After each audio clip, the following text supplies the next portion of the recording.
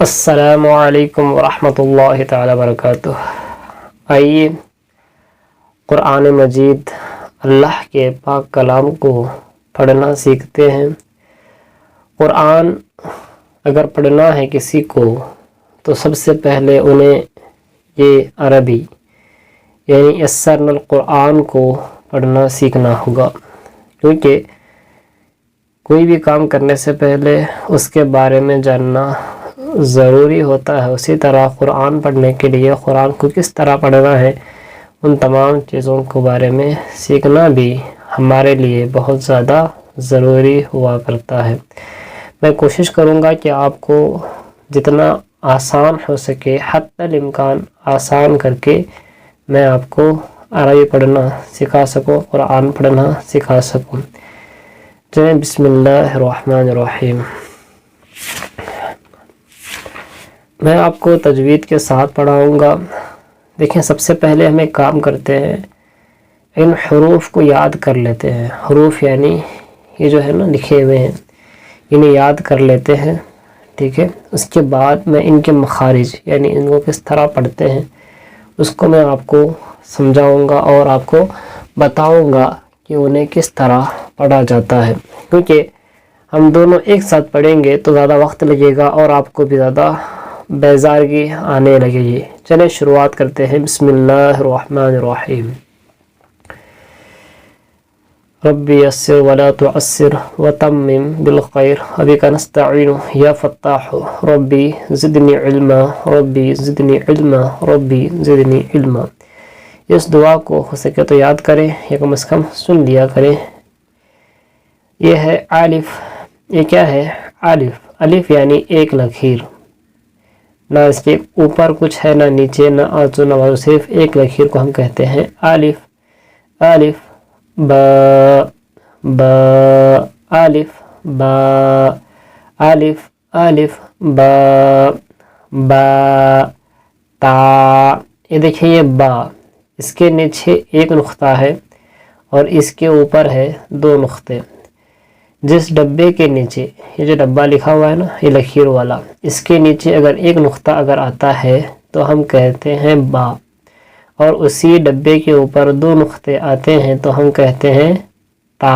ٹماٹر، ترکاری، جس طرح کہتے ہیں نا تو اسے کہتے ہیں تا۔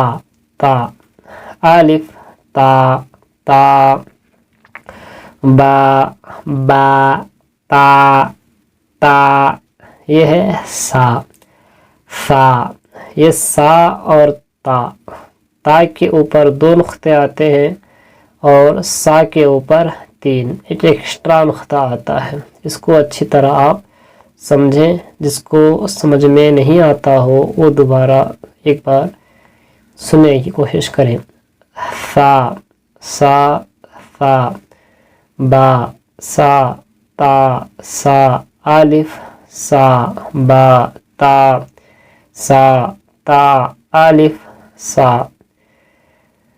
جس طرح ان حروف کے اندر نقطوں کی پہچان ہے، میں اس کو اپنی کاپی میں ایک مرتبہ آپ کو سمجھانے کی کوشش کروں گا۔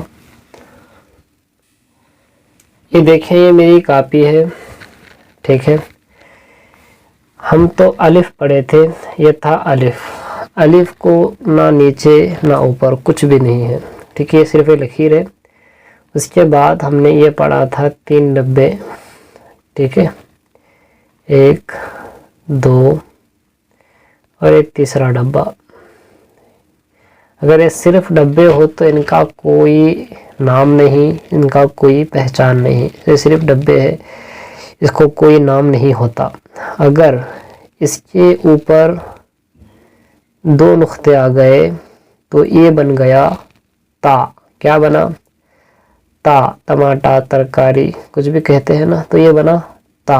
اگر اسی کے اوپر ایک اور نقطہ بھی آ گیا تو یہ بن گیا سا۔ کیا بنا؟ سا، ٹھیک ہے، سمجھ رہے ہیں نا۔ اور اسی ڈبے کے نیچے اگر ایک نقطہ آیا، دیکھیں با کو نقطہ اوپر نہیں بلکہ نیچے، وہ بھی صرف ایک آئے گا۔ یہ با ہے، اس کے نیچے ایک نقطہ آئے گا، اوپر نقطے نہیں ہوں گے۔ با، با کے نیچے ایک نقطہ ہوگا، ٹھیک ہے، سا کو 3 اوپر ہوں گے، با کو نقطہ 1 نیچے ہوگا۔ اور یہ ہے تا، تا کو نقطے 2 ہوتے ہیں اور وہ نقطے ڈبے کے اوپر ہوا کرتے ہیں، ٹھیک ہے۔ چلے ہم اب اپنے سبق کو بڑھاتے ہیں، ہم پڑھے تھے یہاں تک، چلے آگے کا سبق پڑھتے ہیں۔ جیم، جیم، الف، جیم، دیکھیں جیم جو ایک شکل ہے، یہ ایک طریقے کی شکل ہے، اس کے اندر ایک نقطہ ہے تو جیم پڑھتے ہیں، ٹھیک ہے۔ جیم، تا، جیم، فا، جیم، با، جیم، ہا، ہا، اس کے اندر نہ نقطہ ہے نہ اوپر نقطہ ہے تو ہم اسے پڑھ رہے ہیں ہا، ہا، جیم، ہا، فا، ہا، جیم، ہا، خو، خو، ہا، خو، جیم، خو، خو، ہا، خو، ہا، تا، الف، فا، خو۔ بس یہیں پہ رکتے ہیں تاکہ ایک یہاں پہ دوسری شکل ہے، میں آگے بڑھنے سے پہلے تمہیں ان 3 شکلوں کے بارے میں بھی سمجھاؤں۔ ہم جس طرح ان 4 حروف کو پڑھے تھے اسی طرح یہ دیکھیں، یہ بھی 3 شکلیں ہیں، 1، 2 اور یہ تیسری شکل، سمجھ رہے ہیں نا۔ اگر ان میں کوئی نقطہ، ٹکا، ٹھیک ہے، کچھ بھی نہ ہو تو یہ تینوں کے تینوں ایک شکل والے ہیں جن کا نام ہے ہا، ہا، کیونکہ اس کے نیچے یا اوپر کوئی نقطہ نہیں ہے، اسی لیے ہم کیا کہتے ہیں ہا۔ ہا کی مخارج کے بارے میں آپ کو آگے پڑھاؤں گا، فی الحال کے لیے ہم جس طرح سانس لیتے ہیں نا تو یہ اس طرح پڑھ لیں، یہ آواز حلق کے درمیانی حصے سے آتی ہے جس کو ہم پڑھتے ہیں ہا، ہا، ٹھیک ہے، تو یہ ہے ہا، آپ سمجھ گئے، ہا۔ یہ جو ہا ہے اس کی شکل اس طرح ہوا کرتی ہے، اگر اسی شکل کے بیچوں بیچ ایک نقطہ اگر لکھ دیا جائے یا ایک نقطہ آ گیا تو ہم کہیں گے اس کو ہا نہیں بلکہ کیا کہیں گے، جیم۔ یہی ہا کے اندر نقطہ آیا بیچوں بیچ تو ہم یہ کیا ہو گیا، یہ ہو گیا جیم، کیا ہوا، جیم۔ اگر اسی ہا، اب تک تو یہ صرف ہا ہے، اگر اس کے اوپر نقطہ آیا تو خا۔ یہ آپ کو سمجھ میں آ گیا کہ اس کے اوپر ایک نقطہ ہوا کرتا ہے، ہم اس کو کہتے ہیں خا۔ خا کی آواز ہم جس طرح کھکارتے ہیں نا، خا، خا، ٹھیک ہے، فی الحال کے لیے آپ اس طرح اس کو سمجھ لیں، خا، ٹھیک ہے، خا۔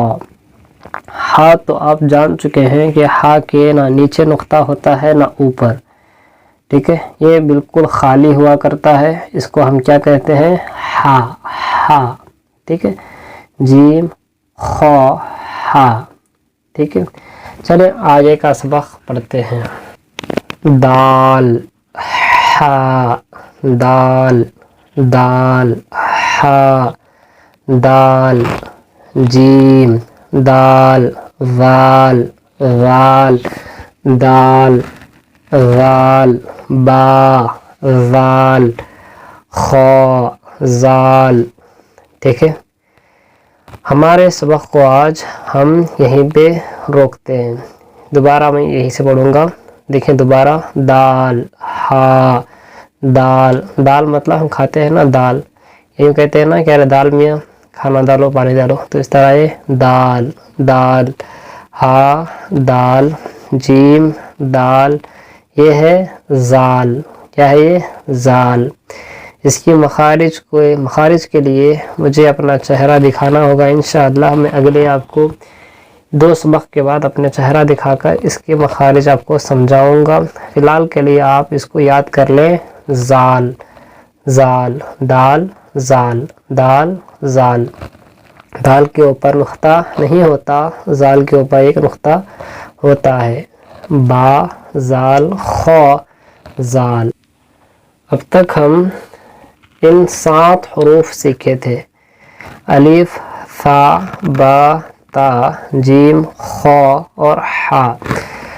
اب جو ہے یہ 2 حروف میں سیکھنا ہے. ان کا نام ہے، ایک کا نام ہے دال اور ایک کا نام ہے زال.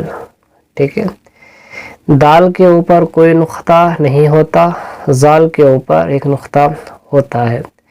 ٹھیک ہے، یہ تو بڑا آسان ہے، مگر آپ کو اس کو یاد کرنا ہوگا.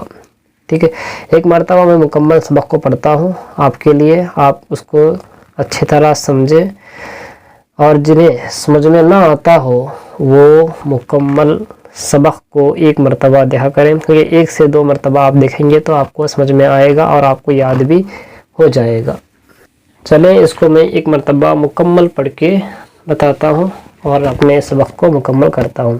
الف الف با با الف با الف الف با با تا الف تا تا با با تا تا سا سا با سا تا سا الف سا با تا سا تا الف سا جیم جیم الف جیم تا جیم فا جیم با جیم حا حا جیم حا حا جیم حا خا خا حا خا جیم خا خا حا خا حا تا